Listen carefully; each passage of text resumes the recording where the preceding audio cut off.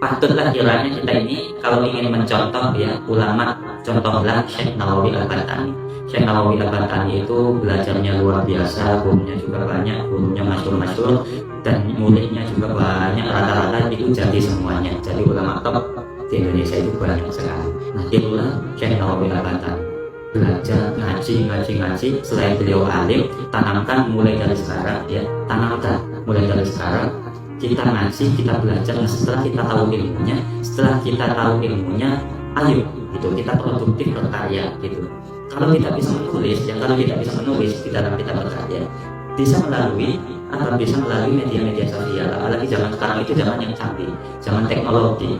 Kalau beliau ya ulama-ulama terdahulu itu ingin menuangkan pikirannya, ingin menuangkan ide-ide tulisannya itu melalui tulisan yang biar tidak hilang dan dikenang, bisa dipelajari oleh generasi selanjutnya dan bisa berpengaruh terhadap generasi Islam selanjutnya.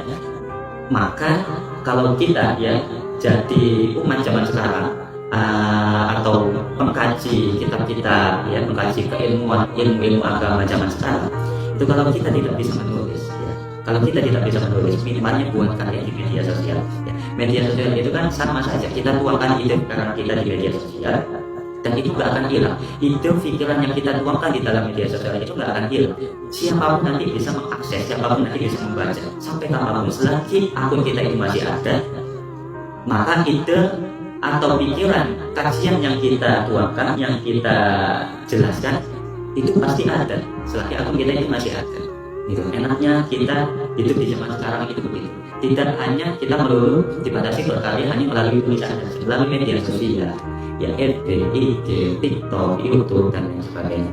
Makanya saran saya, ulama-ulama yang kiai-kiai, ustadz-ustadz muda, khususnya seperti saya ini al-fakir, ya maka saya mengajak jenengan semuanya, ayo gitu kita ramaikan media sosial kita, baik itu di TikTok ataupun di YouTube, di Facebook ataupun di IG, kita ramaikan semuanya. Daripada media sosial kita itu diisi dengan konten-konten yang nggak jelas ya, daripada media sosial kita itu diisi dengan konten-konten yang nggak jelas atau yang menjerumuskan kita, menyesatkan kita, atau yang membuat kita terlalu cinta dengan dunia sehingga melalaikan Allah Subhanahu wa Ta'ala atau melalaikan agama, maka ayo saya mengajak isi ya media sosial kita dengan kajian-kajian seperti ini. Kalau tidak kita mulai dari kita, itu mau siapa lagi, mau generasi selanjutnya. Kalau kita ingin generasi selanjutnya bisa seperti ini, harus kita kasih contoh terlebih dahulu. Ya dimulai dari kita binafsi.